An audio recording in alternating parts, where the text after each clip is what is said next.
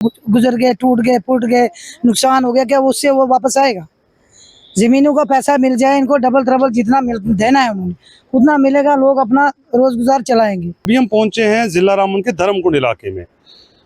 जो सैलाब से हुई तबाही की तस्वीर जो है वो धर्मकुंड की भी हम आपको एक दिखाएंगे। पहले तो रामबन में जो तबाही हुई थी वो तस्वीरें हमने आप तक पहुंचाई, और आज हम पहुंचे हैं धर्मकुंड के इलाके में, जो 3 माह गुजरने के बाद भी किसी भी रिलीफ के लिए इंतजार कर रहे हैं। क्या नाम है आपका? मेरा नाम प्रीतम सिंह है। मैं धर्मकुंड से रहने वाला हूँ। आज 3 महीने 10 दिन हो गए, हमें रिलीफ नहीं मिली। ये एनएचपीसी की कंपनी की डंपिंग थी, डंपिंग की वजह से यहाँ पूरा एरिया ये चला गया, रहने के लिए आगे सहूलत नहीं है। पीछे हमारे को ये एनएचपीसी वालों के कैंप मिले, कैंप में 3 महीने 10 दिन हुए, 1 महीने में एक बार रिलीफ मिली। उसके बाद पानी का कोई अरेंजमेंट नहीं किया गया।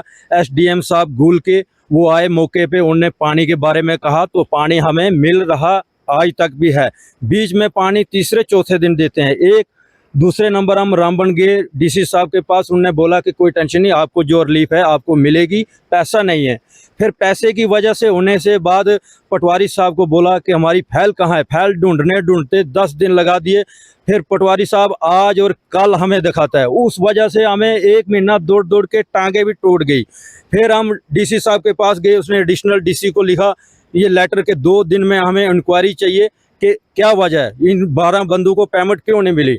मेरा यही रिक्वेस्ट है डीसी साहब से कि हमारी जल्द से जल्द हमारी पेमेंट किया जाए, और जो हमारा मकानों का है ये हमें पैसा मिलेगा। फिर हम कैंप के बाहर जाएंगे, नहीं तो कैंप के बाहर आके डीसी साहब हमें कहाँ बैठाएंगे? रोड में बैठाएंगे, साइड में तो कहीं बैठा नहीं सकते। तो उसके अलावा फिर रोड में बैठने के अलावा हमारे पास कोई ज़मीन नहीं है, कोई घर नहीं है, कोई कुछ नहीं। और हमारा चीफ मिनिस्टर उमर अब्दुल्ला साहब, उन्होंने कहा कि मैं जब घर से निकला तो मैंने बोला 5-5 मरले में हर एक बंदे को ज़मीन दूंगा। तो मुझे गवर्नमेंट पे भरोसा था कि जिस तरीके से अफसर लोग ऊपर से आए हमें ज़मीन मिलेगी, लेकिन कुछ नहीं। उमर अब्दुल्ला साहब खाली कहा, आज तक कुछ नहीं मिला। फिर एक बार हमने कोशिश की, उमर अब्दुल्ला साहब डीसी साहब ने बोला कि उमर अब्दुल्ला से लेटर लाओ फिर ज़मीन देंगे। अब मैं ये बोलता हूँ कि अगर उमर अब्दुल्ला साहब से लेटर लाना था तो फिर डीसी साहब क्या कर रहे हैं, एक दूसरे पे क्यों लगा रहे हैं? क्या कहेंगे जब जिस दिन क्लाउड बर्स्ट हुआ यहाँ पे भी तबाही हुई, क्या हुआ उस दिन, और आज 3 महीने गुजर जाने के बाद भी अभी तक आपको क्या क्या रिलीफ मिला है? अभी तक तो हमें रिलीफ फिलहाल तो नहीं मिला है, क्योंकि 38 फैमिलियों को रिलीफ मिला है। यहाँ पे टोटल फैमिली थी 46 और 12 फैमिली इसमें बच गई है। क्योंकि हम दिल्ली जाते हैं आते हैं तो बोलते हैं आज मिलेगी कल मिलेगी, वहाँ पे अभी तक कुछ नहीं हुआ। हम यही रिक्वेस्ट करते हैं कि हमें रिलीफ थोड़ी मिल जाए, उसके बाद हमें मुआवजा भी मिल जाए। हम यही रिक्वेस्ट करते हैं, हम सबसे ज़रूरी यही है। हमारा सब कुछ चला गया, मकान चला गए, बच्चे दर पे दर हो गए, हम कहाँ जाएंगे? हम दौड़ते रहे, हमें नहीं मिला कुछ भी, तो हम बैठे रहेंगे इधर। तो डीसी साहब क्या बोलेगा? डीसी आज आप कहाँ पे रह रहे हैं? इधर रह रहे हैं हम, इधर जहाँ ये कॉलोनी है, कॉलोनों में बैठे हैं। क्या करेंगे जनाब? नहीं हमारा कोई आगे नहीं हमारा कोई पीछे, छड़े दिखाते हैं तो देते नहीं कुछ भी।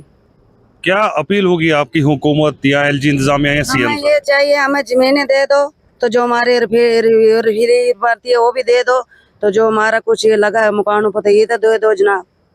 और क्या करेंगे जनाब? क्लाउड बर्स्ट हुआ, यहाँ पे भी मकान गिरे, तबाही हुई, तो उसके बाद अभी तक 3 महीने गुजर गए, आपके लिए क्या रिलीफ दिया डिस्ट्रिक्ट एडमिनिस्ट्रेशन या सरकार ने? नहीं, खास तो कुछ भी नहीं दिया है, कुछ भी नहीं है। ये क्या है, 1,30,000 रुपया दे दिया, उससे क्या वो बने बनाए घर जो गुजर गए, टूट गए, फूट गए, नुकसान हो गया, क्या उससे वो वापस आएगा? जमीनों का पैसा मिल जाए इनको, डबल ट्रबल जितना देना है उन्होंने उतना मिलेगा, लोग अपना रोज गुजार चलाएंगे। आधों को पैसे मिले हैं, आधों को नहीं मिले हैं।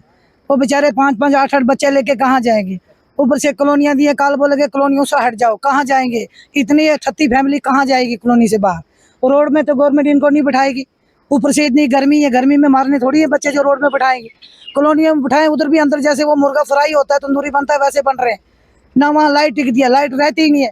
2 घंटे लाइट रहेगी, 4-5 घंटे आती नहीं है। कितने लोग खज्जल होते हैं यहाँ। तो गवर्नमेंट को ये चीज़ सोचनी चाहिए, गरीबों का भला करना चाहिए कि इतना नुकसान हुआ है गरीबों का, इनको तो मिलना चाहिए, कुछ ना कुछ मिलना चाहिए। जब काम चलेगा इनको नौकरी भी मिलनी चाहिए, इनका जो पैसा है इनको वो भी मिलना चाहिए। जो इनकी रिलीफ आदमी की बंद है वो क्यों नहीं मिल रही है, इनको वो मिलनी चाहिए इनको। 19 और 20 अप्रैल की रात को जो तबाही हुई, उन इफेक्टेड फैमिलीज से हमने आपकी बात कराई, आपने खुद सुनी इनकी रुदात। अभी तक 3 माह भी गुजर गए, कुछ लोग जो है रिलीफ के लिए रो रहे हैं, कुछ लोग ज़मीनों के लिए और कुछ अपने मकानों के लिए। इनको यहाँ पे एनएचपीसी की कॉलोनी में रखा गया है। एनएचपीसी का काम भी शुरू होने वाला है और इनको कभी भी यहाँ से निकाला जा सकता है। एडमिनिस्ट्रेशन, डिस्ट्रिक्ट इंतज़ामिया, स्टेट इंतज़ामिया और जो चुनी हुई सरकार है, उनको चाहिए कि धर्मकुंड में जो लोग इफेक्टेड हुए हैं उनके लिए कुछ किया जाए, ताकि ये भी अपनी ज़िंदगी जो है वो आराम से बसर कर सकें। मैं राशिद रसूल, एएनएन न्यूज़ के लिए धर्मकुंड रामबन से।